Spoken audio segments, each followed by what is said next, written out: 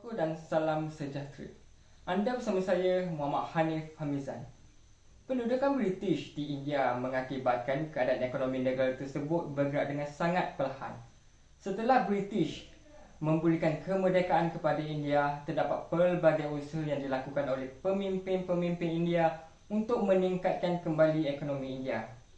Jadi, bagaimanakah India membangunkan ekonomi mereka? Mari kita terokai.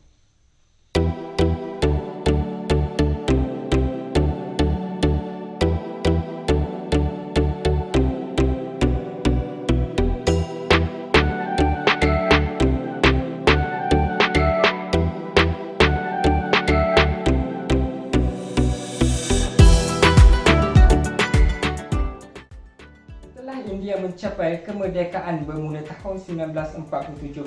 Pelbagai dasar dalam pembangunan ekonomi yang dilaksanakan oleh Perdana Menteri yang pertama India, iaitu Jawaharlal Nehru. Antara dasar yang diperkenalkan oleh Nehru adalah ekonomi campuran yang lebih bercorak kepada sosialisme. Sistem ekonomi campuran di India ini digunakan untuk mengelakkan monopoli pihak swasta. Jadi, mereka berharap dengan adanya sistem ekonomi campuran ini, risiko kepada krisis ekonomi di India akan berkurang dan akan membaik.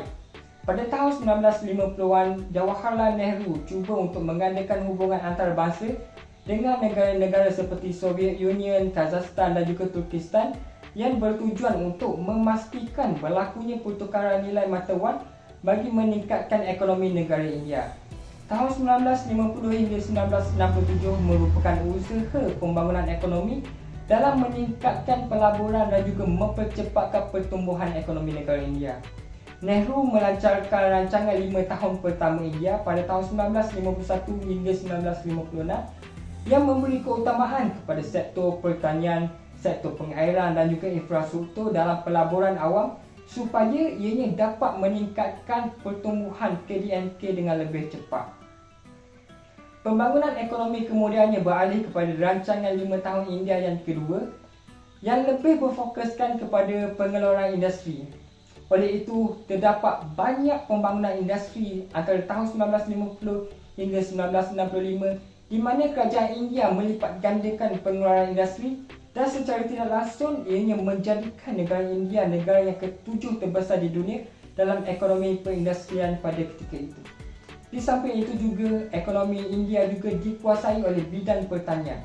Sejak tahun 1960-an, kerajaan India melancarkan dasar revolusi hijau yang bertujuan untuk menanam biji benih baru bagi meningkatkan pengeluaran pertanian supaya ekonomi negara India akan menjadi lebih berkembang. Pelbagai jenis tanaman telah dihasilkan oleh India sebagai produk mereka seperti beras, tepung, tebu, tembakau, kapas dan juga kopi. Segala produk pertanian ini amatlah penting kepada mereka untuk diekspor ke luar negara. India juga menghasilkan banyak bahan pelombongan seperti arang batu, biji besi, bauksit, thorium, nikah, magnesium dan sebagainya. Pada tahun 1965 hingga 1981, di bawah pimpinan Indira Gandhi, beliau berjaya meningkatkan ekonomi negara India di mana beliau mengeluarkan satu undang-undang yang dikenali sebagai MRTP, iaitu Monopolies and Restrictive Trade Practice. MRTP ini dianggap sebagai sebuah cara supaya perusahaan ataupun syarikat multinasional di India dapat dikawal jumlahnya. Kadar pertumbuhan ekonomi India sepanjang tempoh tahunan 1965 hingga ke tahun 1981 dicatat sebanyak 3.5%. Dengan pertumbuhan ekonomi seperti ini serta pelaksanaan polisi anti kemiskinan, maka pada tahun 1970-an hingga 1990-an tahap kemiskinan penduduk luar bandar dan juga bandar menurun. Perkembangan ekonomi di India ini berkembang dengan baik bagi tahun-tahun seterusnya. Namun pada tahun 1991 India mengalami krisis ekonomi yang amat serius. Oleh itu, Dana Kewangan Antarabangsa IMF telah menawarkan bantuan untuk memulihkan keadaan ekonomi India. Dana Kewangan Antarabangsa ataupun IMF ini ialah membantu India dengan syarat India perlu setuju untuk membuat beberapa agenda reformasi dalam bidang ekonomi. Maka Naramsi Rao yang merupakan Perdana Menteri India pada ketika itu mempromosikan reformasi ekonomi India melalui sistem dasar pandang ke timur dengan mengubah pola pembangunan ekonomi India yang sebelumnya berbentuk pasif dan tertutup menjadi lebih terbuka dan aktif dalam membangunkan hubungan dengan negara-negara asing.